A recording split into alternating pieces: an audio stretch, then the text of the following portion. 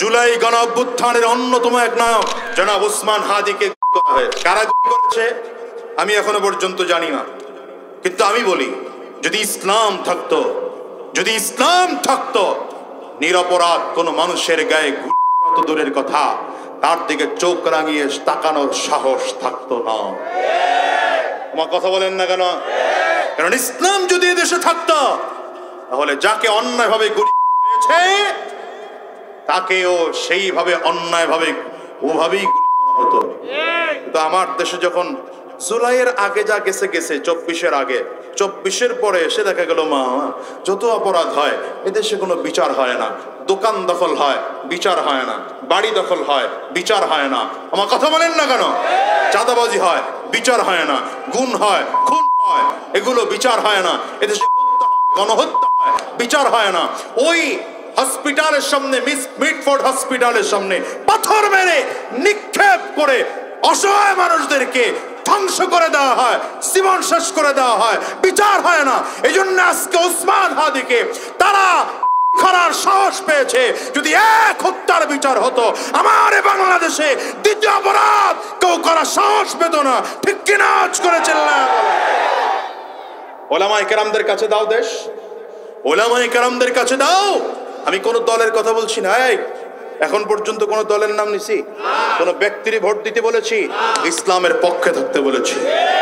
আপনারা ইসলামের পক্ষে না বিরুদ্ধে? পক্ষের আওয়াজ এত আসতে না। পক্ষে না বিরুদ্ধে? কোরআনের পক্ষে না বিরুদ্ধে? দ্বীনের পক্ষে না বিরুদ্ধে?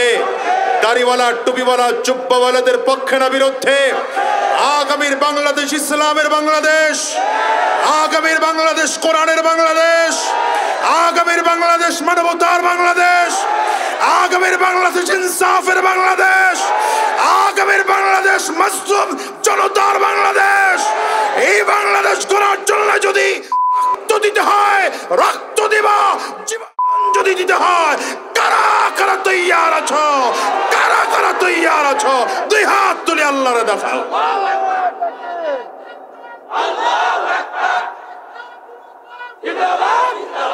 এই ফ্যাসিস্ট সরকার বিগত বছরে বাংলাদেশ থেকে 28 লক্ষ কোটি টাকা বিদেশ পাচার করেছে।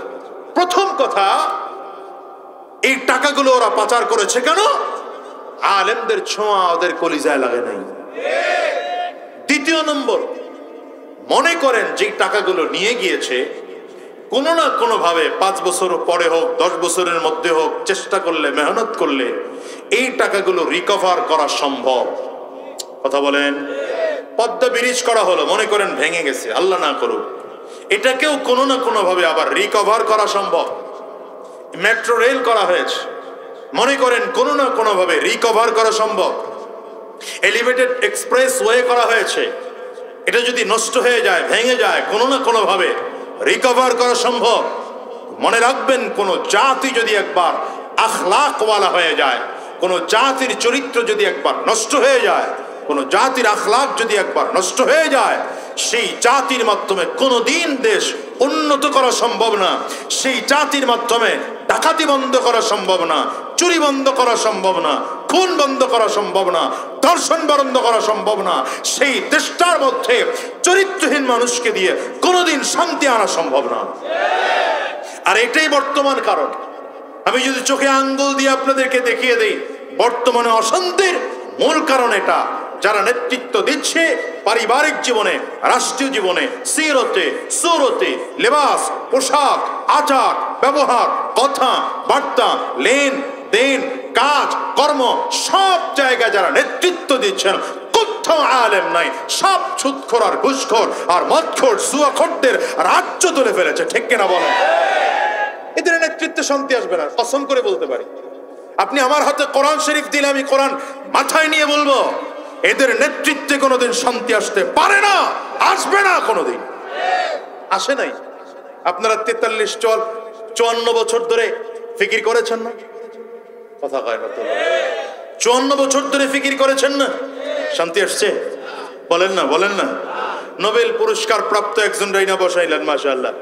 1-1.5 বছর পরে দেখেন তিনিও যেই সেই। কথা কয় তিনিও যেই সেই। আমি তো বলি কাবার ইমামরে যদি এনে বসান, আল্লাহর ফেরেশতাও যদি এনে বসান, এই পদ্ধতিতে আমার বাংলাদেশে শান্তি আসবে না। শান্তি আনতে চান তো দিনদার, ইমানদার, কোরআনওয়ালা, দিনওয়ালা, ইসলামওয়ালা, সুদ মুক্ত মানুষ, ঘুষ মুক্ত মানুষ, আখলাকওয়ালা মানুষকে ক্ষমতার চেয়ারে বসান। খোদার কসম করে বলি এ দেশটা পরিবর্তন হয়ে যাবে। হুজুররা মনে হয় আমার সাথে একমত না, ওনারা ঠিক বলে না? হ্যাঁ, এ দেশ পরিবর্তন হয়ে যাবে। কি কথা বলেন না কেন? এ দেশটা পরিবর্তন হয়ে যাবে। কারণ আলেম যারা, এরা সমাজের সব থেকে চরিত্রবান মানুষ।